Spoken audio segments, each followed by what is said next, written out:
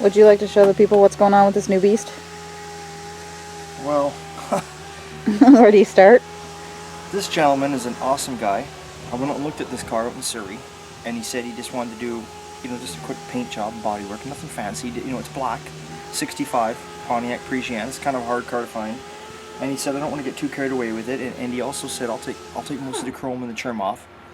And I was like, okay, that'll save you some money. And of course, he showed up and he left the chrome and the trim on.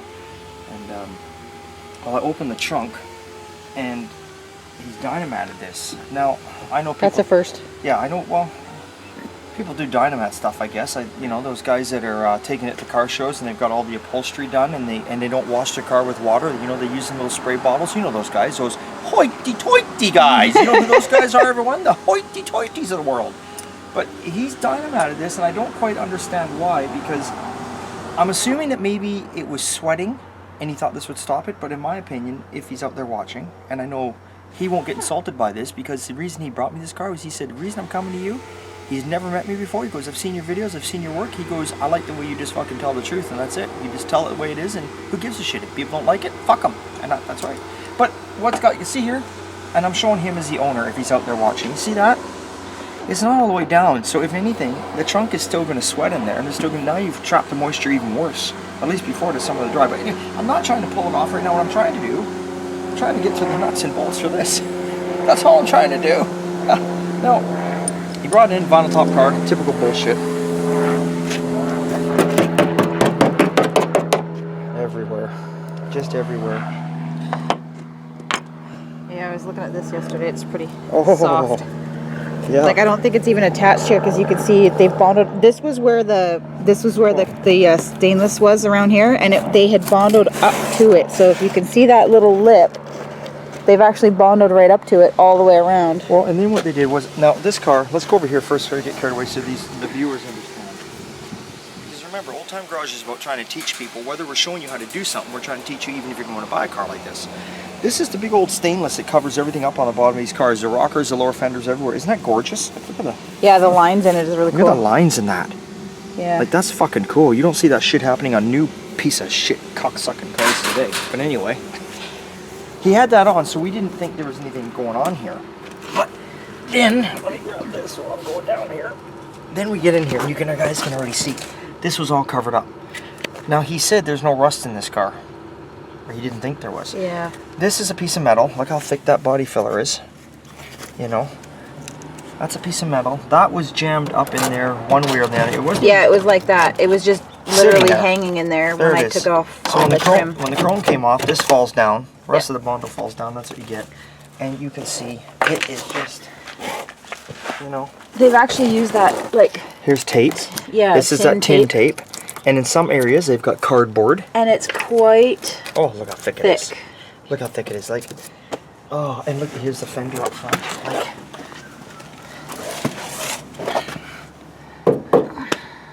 and the problem is, it was almost like all the trim was holding his car together. And the problem is, you know, is this guy came in for just a cleanup and a paint job. Doesn't want to get too carried away. The car's black. Doesn't want us to block it by hand. Just get it as straight as we can with a machine.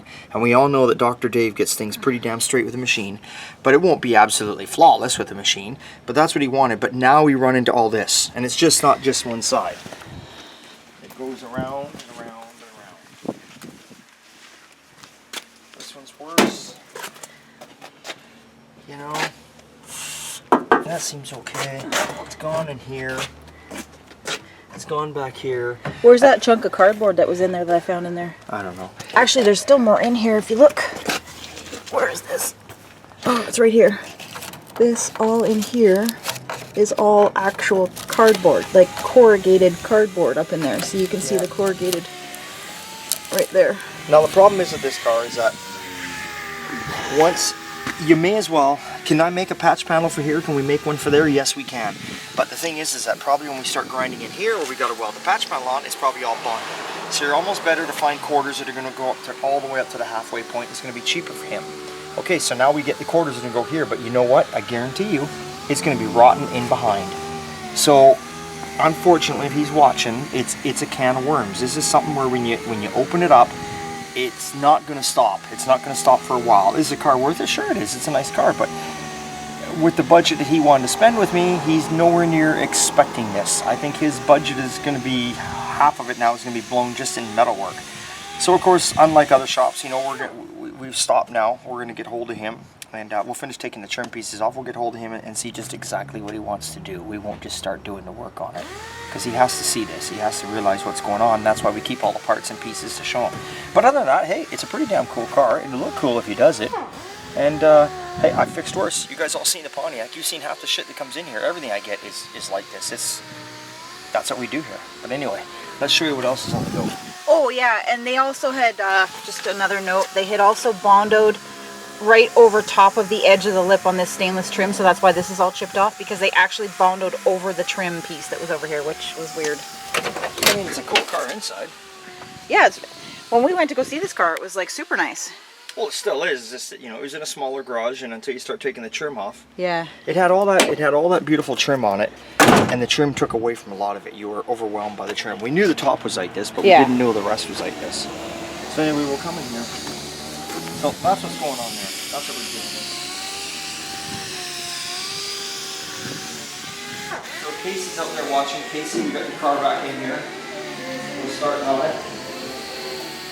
We've got the trunk lid. This is the trunk lid Casey brought to us. The other one was, Casey's other trunk lid was rotten right across the bottom, so we blasted this. Of course, this one ended up having rust here, and of course it had rust here, and it had a little spot here.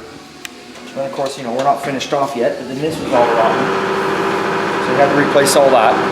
So Casey, if you're out there watching, is this trunk lid better than your original one? It is better, but still, this trunk lid is, you know, God, yeah, there's a couple days there. I mean, there's a day's worth of welding in the bloody thing, and there's another day and a half into doing the body work on it. So, but it is what it is, and of course we're cutting everything out, doing that now, making this up. So that's what's going on there. So that's what's happening. So Dave is pulling some of the nets out. Of course, Dr. Dave is out here working on jet skis, which they're about to end. This is, I think, our last week for jet skis. We're almost the end of September here. No, next week they're in here too. Then they're over with.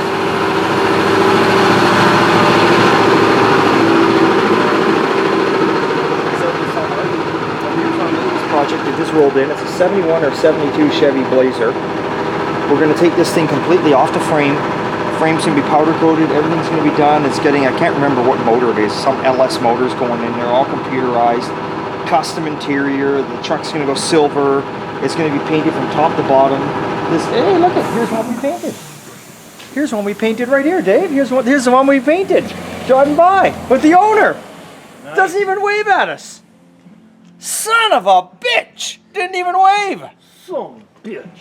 Tell ya. Oh, there's my Lola in the background. Yes. The owner doesn't know who we are anyway, because he had, the GLI boys brought it over to us. That's absolutely correct. So, and that's good, because that way there, if something goes wrong, he'll deal with them, and we won't deal with it. That's right. So anyway, there we are back on here, so we're doing this one. Now see, this is one of the good benefits. All these jet skis that Steve's been bringing me, I got the contract for the last 2 years. I've been doing these for him now that you guys have been seeing in the background. This is Steve's truck. So not only did I get the contract doing jet skis for him, now I'm building a Blazer for him. So it's going to be a big job. We got to rip the whole thing apart. Like I say, everything's going to get powder coated, stripped down. This guy's, he's only going to drive it in a sunny weather only. 4x4 like this, it'd be a shame not to take it up in the mountains there, but he says nope, sunny day driver only. So that's what's going on with that one. And of course, we're still messing around with the Charger in the background. And Jake's Monte Carlo is still sitting over here. It's got like another week and it's going off for paint. You can see the nose and the hoods on it now. So another week here and it'll be taken off and it'll be painted a nice jet black. And of course the 36 is over there. All I got left on that is got to pop that door pin out and that door's off.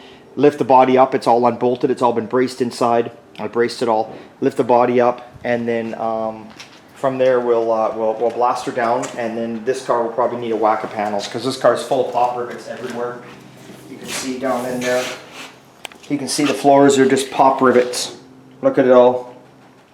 It's all back in there. It's all across over there. You know, this car was restored in the 80s, and I mean, even in the 80s, that wasn't the standard. You do it a lot better than that. But you know what? At the end of the day, At the end of the day, someone out there, maybe there's some young guy out there that doesn't know how to weld yet, and he's putting his car together with pop rivets and doing that. He's covering up with carpet. It's totally wrong to do it that way. But you know what? If this guy ended up saying sand this car down and paint it, and it would never matter anyway, because nobody ever drives these cars anymore. Let's face it, we're all out there.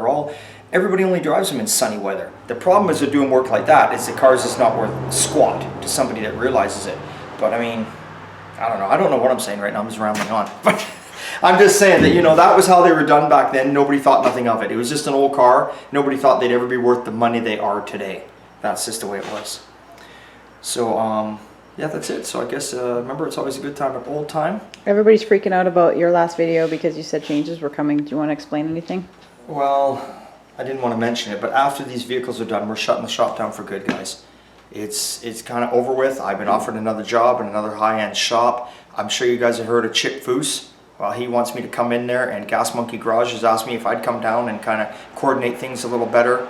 And Fired Up Garage, well, I'm going to go over there and just fire all their dumbasses. But anyway, no. What's happening here? Honestly, what's happening is I have hired, you're going to see in the future here, I've hired a welder. His name is Steve. This guy has been building and doing. He's done chops, channels. This guy, you can give him a pop can, he can weld it together. This guy has put gull wing doors on cars that shouldn't have gull wing doors. He's done everything. And I was fortunate to find him. And he's going to come to work here. I've hired him right now. He's coming in 2 days a week, and later on I'm going to bring him in for 3 days a week. And basically what's going to happen is I'm going to cut back a bit here. I mean, I don't know how though, because I keep overbooking jobs, don't I? Uh-huh. We're booked now for at least well over a year. Yeah, it's well over a year. I don't know where we're going to put everything next month, actually. Yeah, next month, guys, we've got at least 3 more vehicles coming in here. I don't know where they're going, and they're frame-off restorations. And that's not tooting my horn. I'm just saying I don't know where I'm going to put them. But anyway, I brought Steve in here because the plan is I want to cut it back a bit on my own time. I want to start building cars how I used to. I used to build 1 car a year, kind of 50 style, kind of period correct custom. Whether I finish it or don't sell it, they're always going to be up for sale. We'll do a different, maybe we'll categorize the videos for that under a different name. Rather than have them in here. That's kind of whatever you think we should do there. I don't know. We'll talk about that in a different date. Okay. But I'm gonna try and build at least 1 car a year, what I want, the way I want, and I'll put it for sale. And if it don't sell, I don't give a shit. It's my car. I'm just getting kind of run down. I'm getting kind of burnt out doing it, and I just want to go back to having fun doing my own shit. So basically, I'm gonna be out here 5 days a week.